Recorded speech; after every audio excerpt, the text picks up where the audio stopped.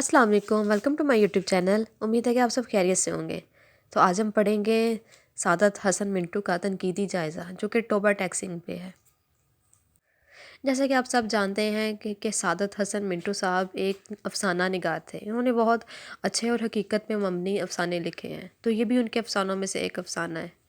इस अफ़साने की कहानी ये है कि इसमें नकल मकानी के कुरब को मौजू बनाया गया है। तकसीम हिंद के बाद जहाँ हर चीज़ का तबादला हो रहा था, वहीं कैदियों और पागलों को भी मुंतकिल करने का मंसूबा बनाया गया।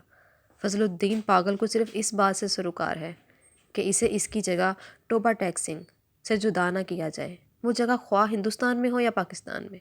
जब इसे जबरन वहाँ से निकालने की कोशिश की जाती है तो एक ऐसी जगह जमकर खड़ा हो जाता है जो ना हिंदुस्तान का हिस्सा है और ना पाकिस्तान का, और इसी जगह पर एक फलक शिगाफ चीख के साथ ऊंधे मुंह गिर के मर जाता है। अगर आप मिंटू साहब के अफसाने सुनना चाहते हैं या कोई भी किसी दूसरे राइटर के कोई अफसाना या कोई टॉपिक सुनना चाहते हैं, तो आप लोग मुझे कमेंट सेक्शन में लाजमी बताया करें। और आप लोग मेरे इंस्टाग्राम अकाउंट पे मुझसे रब्ता कर सकते हैं, जिसका लिंक मैंने अपने अकाउंट पे शेयर किया हुआ है। और इसके साथ ही मेरे यूट्यूब चैनल को सब्सक्राइब कर लें, ताकि जब भी मैं कोई वीडियो अपलोड करूँ तो फ़ौरन से आप लोगों को नोटिफिकेशन शो हो जाए। तो चले चलते हैं अब इस अफसाने की तरफ। बंटवारे के 2-3 साल बाद पाकिस्तान और हिंदुस्तान की हुकूमतों को ख्याल आया कि अखलाकी कैदियों की तरह पागलों का तबादला भी होना चाहिए। यानी जो मुसलमान पागल हिंदुस्तान के पागल खानों में हैं, इन्हें पाकिस्तान पहुंचा दिया जाए, और जो हिंदू और सिख पाकिस्तान के पागल खानों में हैं, इन्हें हिंदुस्तान के हवाले कर दिया जाए। मालूम नहीं ये बात मकूल थी या गैर मकूल। बहरहाल दानिशमंदों के फैसले के मुताबिक इधर उधर ऊंची सतह की कॉन्फ्रेंसें हुई और बिलाखिर एक दिन पागलों के तबादले के लिए मुकर्रर हो गया। अच्छी तरह छानबीन की गई। वो मुसलमान पागल जिनके लवाहकीन हिंदुस्तान में ही थे, वहीं रहने दिए गए थे। जो बाकी थे इनको सरहद पर रवाना कर दिया गया। यहाँ पाकिस्तान में चूँकि करीब करीब तमाम हिंदू सिख जा चुके थे, इसीलिए किसी को रखने रखाने का सवाल ही पैदा न था हुआ। जितने हिंदू सिख पागल थे, सब के सब पुलिस की हिफाजत में बॉर्डर पर पहुंचा दिए गए। उधर का मालूम नहीं, लेकिन इधर लाहौर के पागल खाने में जब इस तबादले की खबर पहुंची तो बड़ी दिलचस्प चहमगोइयाँ होने लगी। एक मुसलमान पागल जो 12 बरस से हर रोज़ बाकायदगी के साथ ज़मींदार पढ़ता था, इससे जब इसके एक दोस्त ने पूछा, मौलवी साहब ये पाकिस्तान क्या होता है, तो इसने बड़े गौर व फिक्र के बाद जवाब दिया, हिंदुस्तान में एक ऐसी जगह है जहाँ उस्तरे बनते हैं। ये जवाब सुनकर इसका दोस्त मुतमईन हो गया। इसी तरह एक सिख पागल ने एक दूसरे सिख पागल से पूछा, सरदार जी हमें हिंदुस्तान क्यों भेज रहा है, हमें तो वहाँ की बोली नहीं आती। दूसरा मुस्कुराया, मुझे तो हिंदुस्तोरों की बोली आती है, हिंदुस्तानी बड़े शैतानी अकड़ अकड़ फिरते हैं। एक दिन नहाते नहाते एक मुसलमान पागल ने पाकिस्तान जिंदाबाद का नारा इस ज़ोर से बुलंद किया कि फ़र्श पर फिसल कर गिरा और बेहोश हो गया। बाज़ पागल ऐसे भी थे जो पागल नहीं थे। इनमें अक्सरियत ऐसे कातलों की थी जिनके रिश्तेदारों ने अफसरों को दे दला के पागल खाने भिजवा दिया था कि फांसी के फंदे से बच जाए। ये कुछ कुछ समझते थे कि हिंदुस्तान क्यों तकसीम हुआ है और ये पाकिस्तान क्या है, लेकिन सही वाक़यात से वो बेखबर थे। अखबारों से कुछ पता नहीं चलता था और पहरादार सिपाही अनपढ़ और जाहिल थे। इनकी गुफ्तगुओं से भी वो कोई नतीजा बरामद नहीं कर सकते थे। इनको सिर्फ इतना मालूम था कि एक आदमी मोहम्मद अली जना है, जिसको कायद आज़म कहते हैं। इसने मुसलमानों के लिए एक अलहदा मुल्क बनाया है जिसका नाम पाकिस्तान है। ये कहाँ है, इसका मोहल्ला वकूफ़ क्या है, इसके मुतल्लिक़ वो कुछ नहीं जानते थे। यही वजह है कि पागल खाने में वो सब पागल जिनका दिमाग पूरी तरह माउफ नहीं हुआ था, इस मकसमे में गिरफ़्तार थे कि वो पाकिस्तान में हैं या हिंदुस्तान में। अगर हिंदुस्तान में हैं तो पाकिस्तान कहाँ है? अगर वो पाकिस्तान में हैं तो ये कैसे हो सकता है कि वो कुछ अरसे पहले यहीं रहते हुए भी हिंदुस्तान में थे? एक पागल तो पाकिस्तान और हिंदुस्तान और पाकिस्तान के चक्कर में कुछ ऐसा गिरफ़्तार हुआ कि और ज़्यादा पागल हो गया।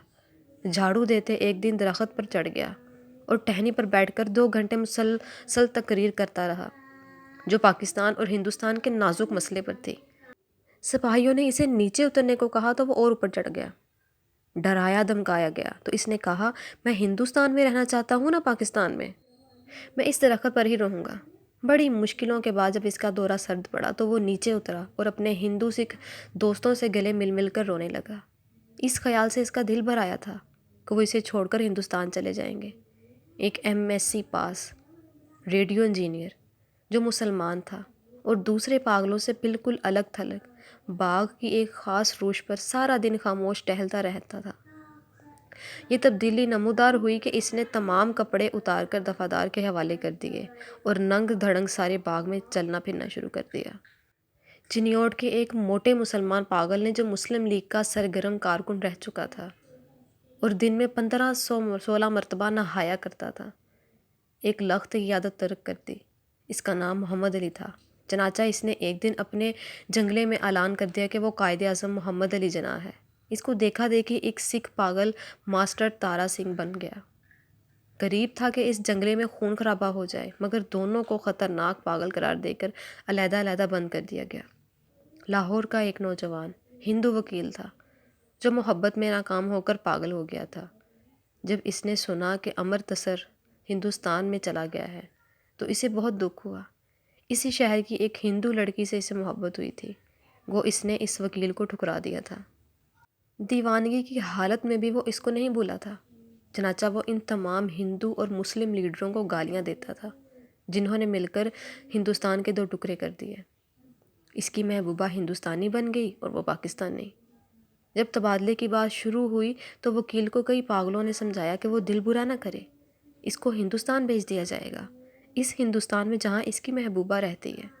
مگر وہ لاہور چھوڑنا نہیں چاہتا تھا، اس لیے اس کا خیال تھا کہ امرتسر میں اس کی پریکٹس نہیں چلے گی۔ یورپین وارڈ میں اینگلو انڈین پاگل تھے۔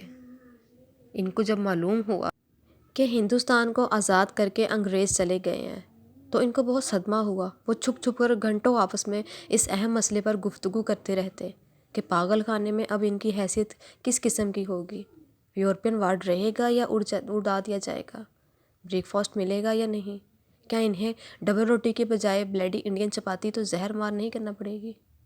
ایک سکھ تھا جس کو پاگل خانے میں داخل ہوئے 15 برس ہو چکے تھے۔ ہر وقت اس کی زبان سے یہ عجیب و غریب الفاظ سننے میں آتے تھے: اوپڑ دی، گڑ گڑ دی، انکس دی، بے دھیانہ دی، منگ دی، وال آف دی لالٹین۔ دن کو سوتا تھا نہ رات کو۔ پہرہ داروں کا یہ کہنا تھا کہ 15 برس کے طویل عرصے میں وہ ایک بار نہیں سویا، لیٹا بھی نہیں تھا، البتہ کبھی کبھی کسی دیوار کے ساتھ ٹیک لگا لیتا تھا۔ ہر وقت کھڑا رہنے سے اس کے پاؤں سوج گئے تھے، پنڈلیاں بھی پھول گئی تھیں، مگر اس جسمانی تکلیف کے باوجود لیٹ کر آرام نہیں کرتا تھا۔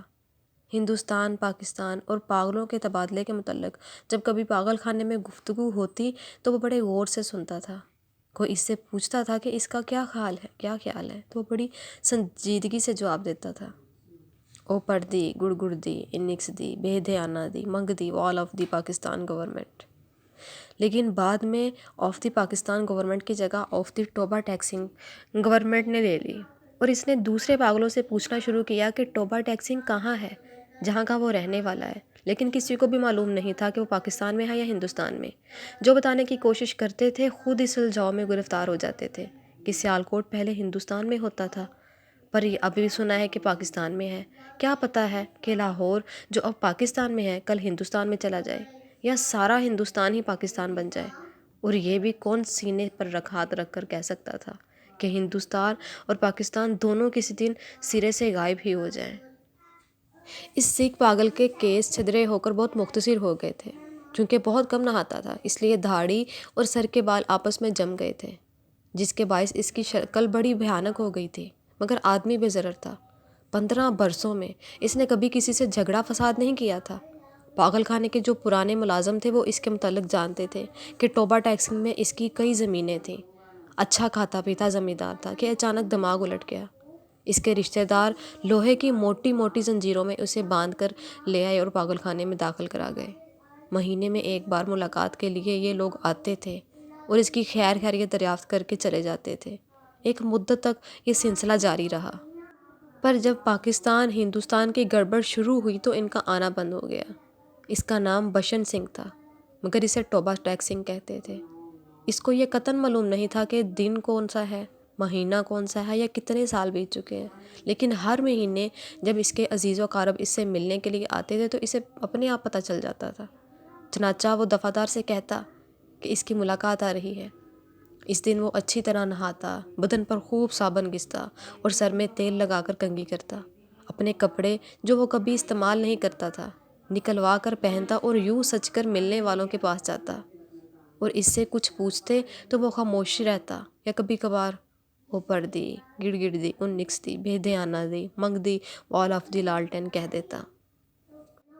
اس کی ایک لڑکی تھی جو ہر مہینے ایک انگلی بڑھتی بڑھتی 15 برسوں میں جوان ہو گئی تھی۔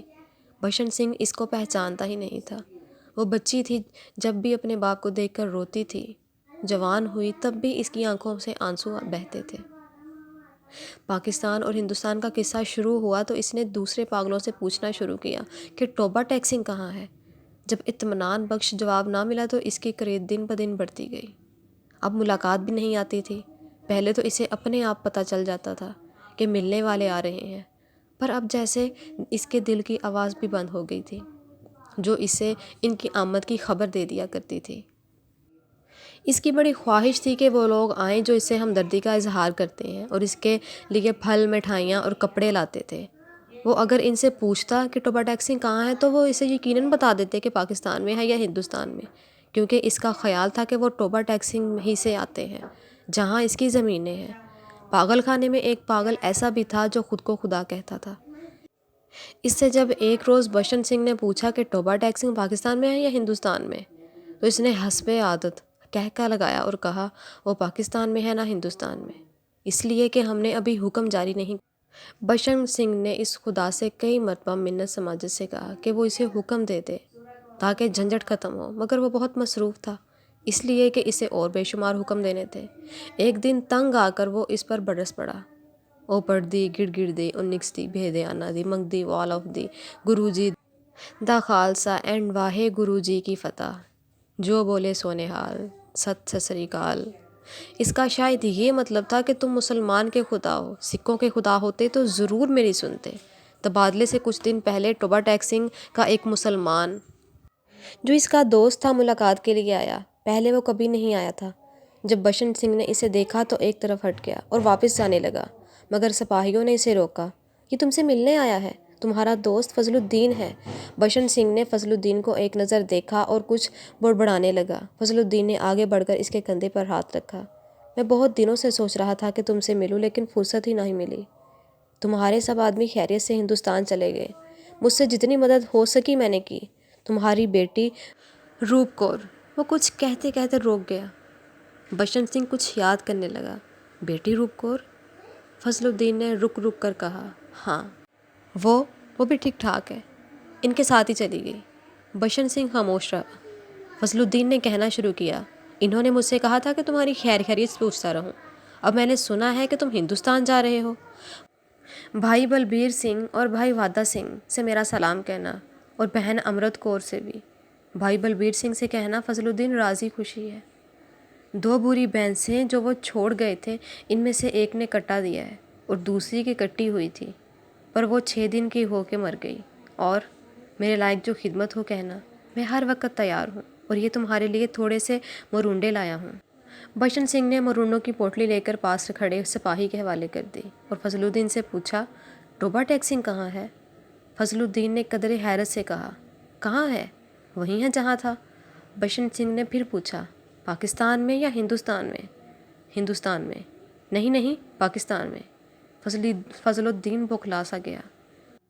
بشن سنگھ بڑبڑاتا ہوا چلا گیا۔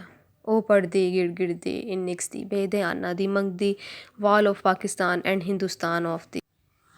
دور پھٹے منہ۔ تبادلے کی تیاریاں ختم ہو چکی تھیں۔ ادھر سے ادھر اور ادھر سے ادھر آنے والے پاگلوں کی فہرستیں پہنچ گئی تھیں اور تبادلے کا دن بھی مقرر ہو چکا تھا۔ سخت سردیاں تھیں جب لاہور کے پاگل خانے سے ہندو سکھ پاگلوں سے بھری لاہوری لاریاں پولیس کے محافظ دستے کے ساتھ روانہ ہوئیں۔ متعلقہ افسر بھی ہمراہ تھے۔ واہگہ بارڈر پر طرفین کے سپرنٹنڈنٹ ایک دوسرے سے ملے اور ابتدائی کارروائی ختم ہونے کے بعد تبادلہ شروع ہو گیا، جو رات بھر جاری رہا۔ پاگلوں کو لاریوں سے نکالنا اور ان کو دوسرے افسروں کے حوالے کرنا بڑا کٹھن کام تھا۔ بعض تو باہر نکلتے ہی نہیں تھے۔ جو نکلنے پر رضامند ہوئے تھے ان کو سنبھالنا مشکل ہو جاتا تھا، کیونکہ ادھر ادھر بھاگ اٹھتے تھے۔ جو ننگے تھے ان کو کپڑے پہنائے جاتے، وہ پھاڑ کر اپنے تن سے جدا کر دیتے۔ کوئی گالیاں بک رہا ہے، کوئی گا رہا ہے، آپس میں لڑ جھگڑ رہے ہیں، رو رہے ہیں، بلک رہے ہیں۔ کان پڑی آواز سنائی نہیں دیتی تھی۔ پاگل عورتوں کا شور و غل الگ تھا، اور سردی اتنی کڑاکے کی تھی کہ دانت سے دانت بچ رہے تھے۔ پاگلوں کی اکثریت اس تبادلے کے حق میں نہیں تھی، اس لیے کہ ان کو سمجھ نہیں آتا تھا کہ انہیں اپنی جگہ سے اکھاڑ کر کہاں لے جا رہے ہیں۔ وہ چند جو کچھ سمجھ سکتے تھے پاکستان زندہ باد اور پاکستان مرد آباد کے نعرے لگا رہے تھے۔ 2-3 مرتبہ فساد ہوتے ہوتے بچا، کیونکہ بعض مسلمانوں اور سکھوں کو یہ نعرے سن کر طیش آ گیا تھا۔ جب بشن سنگھ کی باری آئی اور واقعہ کے اس پار متعلقہ افسر کا اس کا نام رجسٹر میں درج کرنے لگا تو اس نے پوچھا، ٹوبہ ٹیکسنگ کہاں ہے؟ پاکستان میں یا ہندوستان میں؟ متعلقہ افراد ہنسا، پاکستان میں۔ یہ سن کر بشن سنگھ اچھل کر ایک طرف ہٹا اور دوڑ کر اپنی باقی ماندہ ساتھیوں کے پاس پہنچ گیا۔ پاکستانی سپاہیوں نے اسے پکڑا اور دوسری طرف لے جانے لگے، مگر اس نے چلنے سے انکار کر دیا۔ ٹوبہ ٹیکسنگ یہاں ہے، اور زور زور سے چلانے لگا، او پردی گڑ گڑ دی انکس دی بے دیانا دی منگ دی وال of the Toba taxing and Pakistan. اسے بہت سمجھایا گیا کہ دیکھو اب ٹوبہ ٹیکسنگ ہندوستان میں چلا گیا ہے، اگر نہیں گیا تو اسے فوراً وہاں بھیج دیا جائے گا، مگر وہ نہ مانا۔ جب اس کو زبردستی دوسری طرف لے جانے کی کوشش کی گئی تو وہ درمیان میں ایک جگہ اس انداز میں اپنی سوجی ہوئی ٹانگوں پر کھڑا ہو گیا جیسے اب اسے کوئی طاقت وہاں سے نہیں ہلا سکتی۔ آدمی چونکہ بے ضرر تھا، اس لیے اس سے مزید زبردستی نہ کی گئی، اس کو وہیں کھڑے رہنے دیا گیا اور تبادلے کا کام باقی ہوتا رہا۔ سورج نکلنے سے پہلے ساکت و سامن بشن سنگھ کے حلق سے ایک فلک شگاف چیخ نکلی۔ ادھر ادھر سے کئی افسر دوڑے آئے اور دیکھا کہ وہ آدمی جو 15 برس تک دن رات اپنی ٹانگوں پر کھڑا رہا تھا، اوندے منہ لیٹا ہے۔ ادھر خاردار تاروں کے پیچھے ہندوستان تھا، ادھر ویسے ہی تاروں کے پیچھے پاکستان۔ درمیان میں زمین کے اس ٹکڑے پر جس کا کوئی نام نہیں تھا، ٹوبہ ٹیکسنگ پڑا تھا۔ سعادت حسن کا یہ افسانہ بھی حقیقت پر مبنی تھا۔ اگر آپ لوگ کوئی اور افسانہ سننا چاہتے ہیں یا کسی بھی دوسرے رائٹر کی کوئی بک سننا چاہتے ہیں تو مجھے کمنٹ سیکشن میں لازمی بتایا کریں، اور ساتھ ہی میرے یوٹیوب چینل کو سبسکرائب کر لیں۔ اپنی دعا میں یاد رکھیے گا، اپنا ڈھیر سارا خیال رکھیے گا۔ اللہ حافظ۔